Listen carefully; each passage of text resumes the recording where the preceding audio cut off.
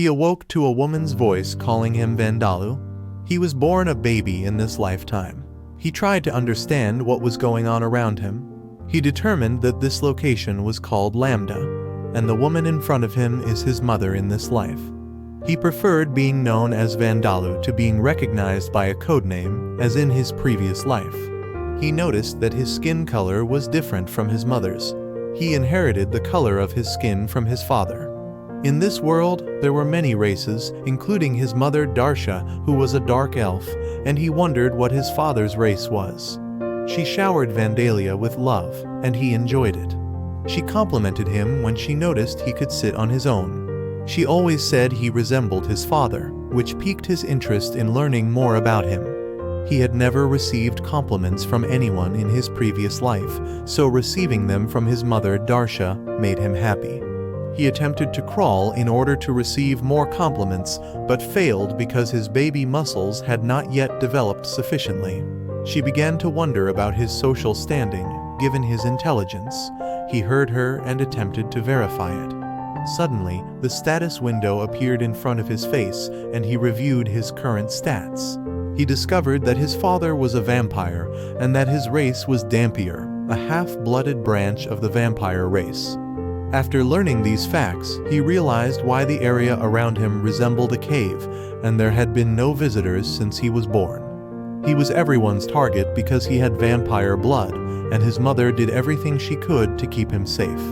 He assumed that since he had never seen his father, he might not be alive anymore. He was surprised to see his magic, which was worth 1 billion points. He attempted to use his death magic, but was unsuccessful because he was still a child. Then he noticed the other thing, the curse placed on him. This prevents him from using his previous life's experience points. He couldn't gain experience in this life either. He refused to give up and decided to learn more types of magic this time. Then he became hungry, and Darsha breastfed him. This felt very awkward to him because his mind was that of an adult. Later, when his fangs began to grow, she pulled out a rabbit she had found while hunting earlier. She held the rabbit's legs and cut off its head. She collected the blood on a plate and served it to Vandalu. He disliked the smell of blood at first and thought it strange to give a small baby animal blood to drink. She started looking at him with concern, and he felt compelled to drink it. Then he discovered that the blood was unexpectedly delicious, despite the fact that he was still unfamiliar with the stench. She explained that because he was a vampire, he could use blood as food, but he didn't have to drink it every day. He could see that her mother's life would have been better if she had gotten rid of him, but he couldn't detect any such thought in her mind. Not even once.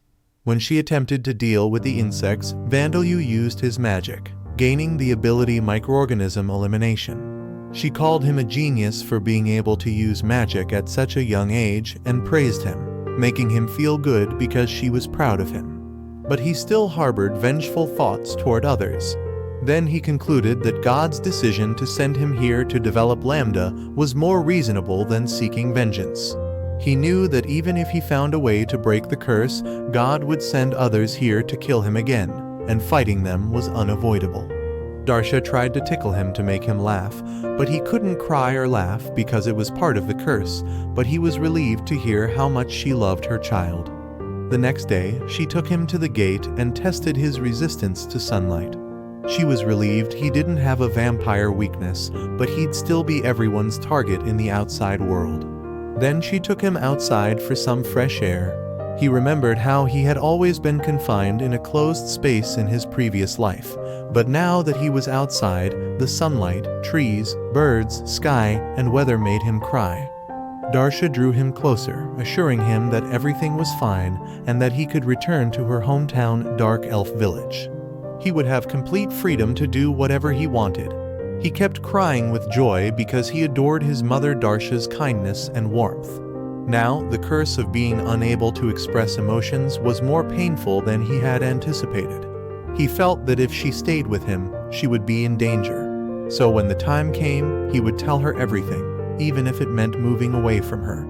He wanted to continue living like this with her and have a happy life with her. He did not want a fourth life, remembering what God had said.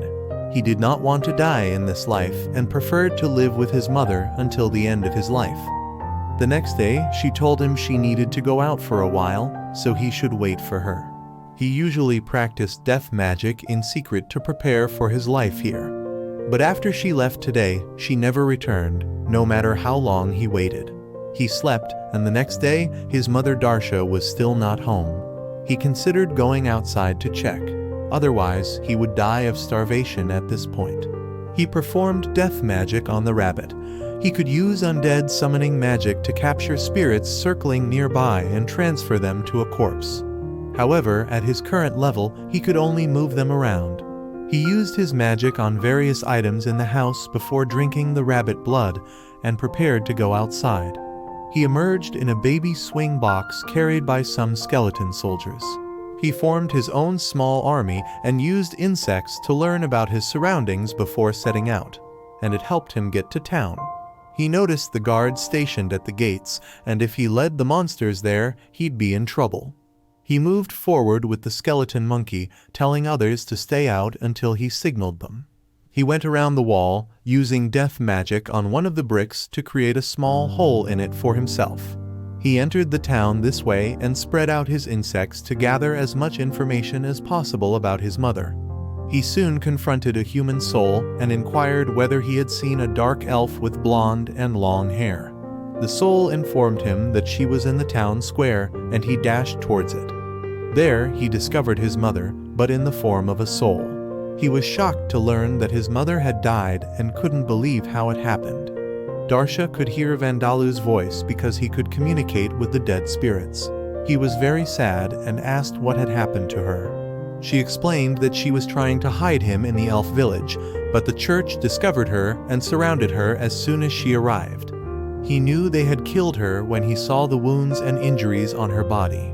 She asked him to leave immediately because the color of his eyes would reveal his identity as Dampier. He didn't want to flee, so he mesmerized her with his death magic, forcing her to reveal who killed her. She began telling him about how she was ambushed by the Baronet Bastero's men, along with some priests and adventurers hired to hunt her.